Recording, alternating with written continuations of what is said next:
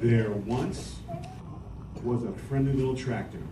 His name was Otis. And every day, Otis and his farmer worked together, taking care of the farm they called home. Otis liked to work.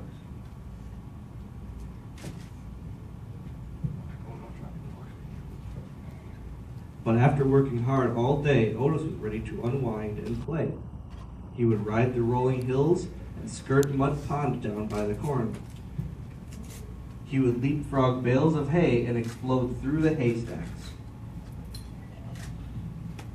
On occasion, he would chase a rabbit or play Ring Around the Rosie with ducks to the sound of his steady, puff, puff, puttity chuff. Puff, puff, puttity chuff. Yes. And sometimes at the end of the day, he would just sit under the apple tree and watch the farm below. Every night, tired but happy, Otis would putt, puff into the little stall, into the little stall in the barn that was all his. One night when Otis was fast asleep, the farmer brought a beautiful baby calf into the barn. The calf bawled and bawled for her mother. Wake up! But when the sleepy sound of a soft putt, puff, puttity chuff Puff, puff, puttity chuff. Wake up! came from the next stall, the scared little calf stopped bawling and drifted off to sleep.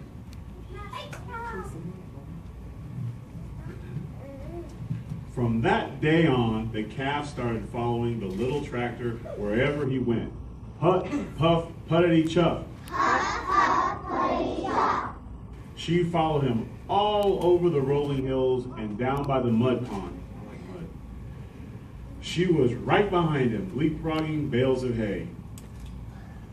And the calf made their game of Ring Around the Rosie all the better.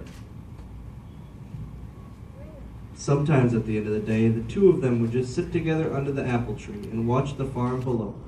Otis loved his little calf, and the little calf loved Otis.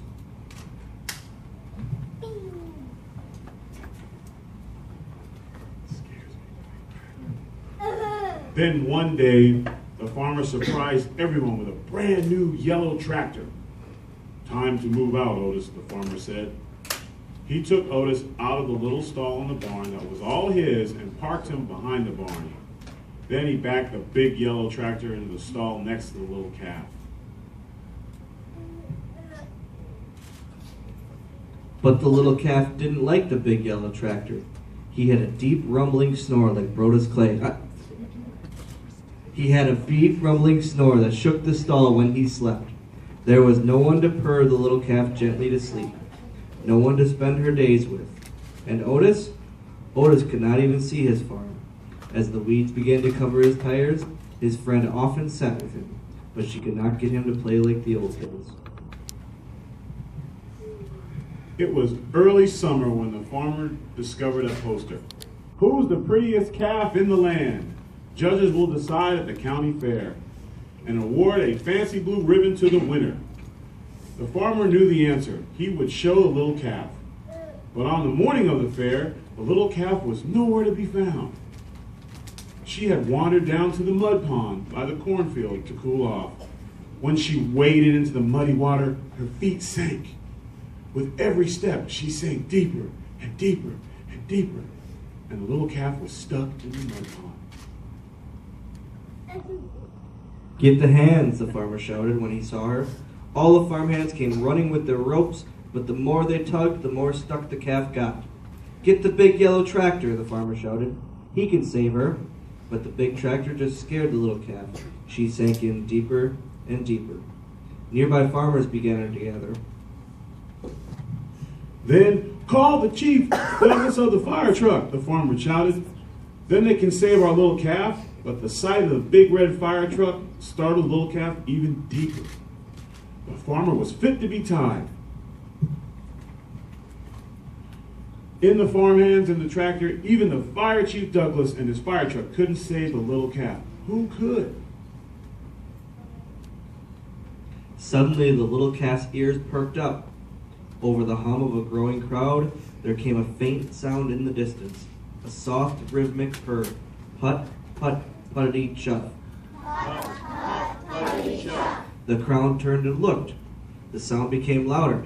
Put, puff, puttity chuff. And all at once Otis puffed from all around the barn. He turned and headed straight toward Mud Pond.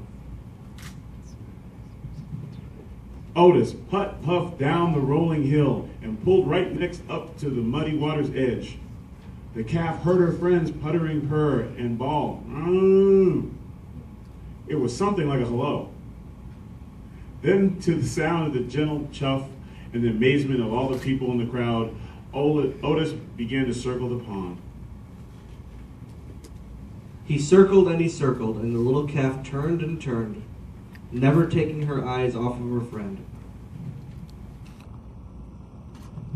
With each ring Otis made around the mud pond, the muddy grip loosened till the calf was able to stumble out of the pond on her own. The two friends had found each other again. Otis led the calf right down the dusty road toward the village, and everyone threw flowers as they went, following them into town. It looked like a happy parade. No one needed a fancy blue ribbon to tell them the calf was a special calf. Otis was a special tractor, and the two of them were special friends. From that day on, the farmer discovered that with Otis's puttering purr beside the chicken coop, his chickens laid more eggs. At milking time, when Otis' gentle chuff nearby his cows produced more milk. On occasion, Otis even got to join the farmer and the big yellow tractor out in the fields. But often, at the end of the day, Otis would just sit with his friends under the apple tree and watch the farm below. The end.